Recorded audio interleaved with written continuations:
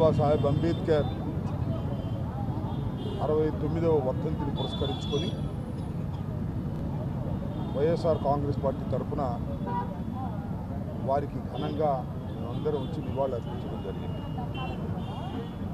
BR Ambedkar గారి గురించి ప్రత్యేకంగా చెప్పవలసిన అవసరం లేదు, కానీ ఈ సందర్భంగా రెండు విషయాలు గుర్తు చేయాలి.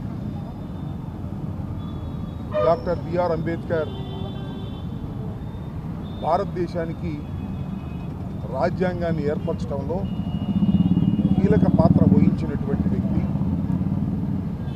డ్రాఫ్టింగ్ కమిటీ చైర్మన్గా వ్యవహరించారు. ఒక పవిత్రమైన రాజ్యాంగాన్ని రూపుదిద్దటంలో ఆయన ఎనలేని కృషి చేశారు. రెండో అంశం ఏంటంటే, ఈ దేశంలో నివసిస్తున్నటువంటి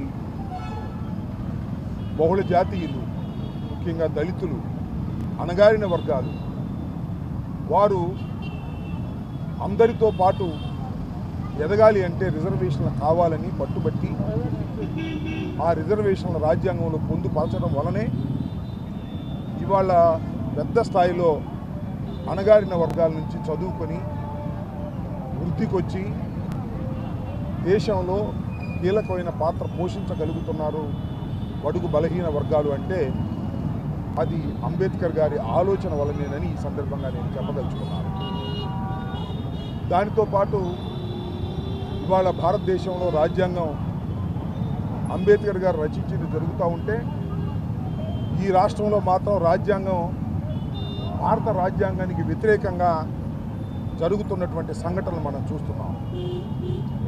అత్యంత గొప్పగా ఘనంగా విజయవాడ నడిబొడ్డులో అంబేద్కర్ విగ్రహాన్ని వైఎస్ఆర్ కాంగ్రెస్ పార్టీ ప్రభుత్వం అధికారంలో ఉన్నప్పుడు గొప్పగా దాన్ని ఆవిష్కరిస్తే, ఈరోజు వచ్చినటువంటి ప్రభుత్వం దాన్ని కించపరిచే విధంగా చేయటం చాలా దురదృష్టమని మనవి చేస్తున్నాను. అది ప్రారంభించింది ఆ రోజు ముఖ్యమంత్రి జగన్మోహన్ రెడ్డి గారు. అదే పేరు అక్కడ వేస్తే లైట్లన్నీ ఆర్పేసి ఆ విగ్రహం మీద దాడి చేసి వాటిని తొలగించినటువంటి సంఘటన అంబేద్కర్ గారి విగ్రహం మీద దాడిగా మనం భావించాలని ఈ సందర్భంగా మనవి చేస్తున్నాను. విజయవాడ నడిబొడ్డులో అంత గొప్ప విగ్రహాన్ని ఆవిష్కరించినటువంటి ప్రభుత్వం మీద, ఆ విగ్రహం మీద జలసితో ఈ ప్రభుత్వం కుతకుతలాడిపోతుంది. బయటికి చెప్పలేదు, ఖండించలేదు, లోపల మాత్రం బాధ. ఏమిటి అంబేద్కర్ విగ్రహాన్ని తీసుకొచ్చి విజయవాడలో ఇంత పెద్ద ఎత్తున పెట్టారు అనేటువంటి బాధ వారిలో కనిపిస్తూ ఉంది, వ్యక్తం చేస్తూ ఉన్నది. ఇవాళ ఉన్న ప్రభుత్వం దళిత వ్యతిరేక ప్రభుత్వం, అంబేద్కర్ భావాజాలానికి వ్యతిరేకం ఉన్న ప్రభుత్వం. వారి సొంత రాజ్యాంగాల్ని అమలు చేయాలని ఎర్ర బుక్ లాంటివి తీసుకొచ్చి, రెడ్ బుక్లో తీసుకొచ్చి లోకేష్ గారి నాయకత్వంలో ఇవాళ ఒక రాజ్యాంగాన్ని నడుపుతున్నారు.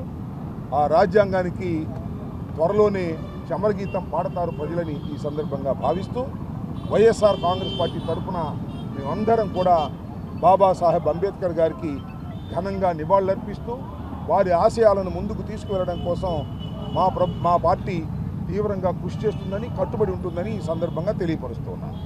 ధన్యవాదాలు.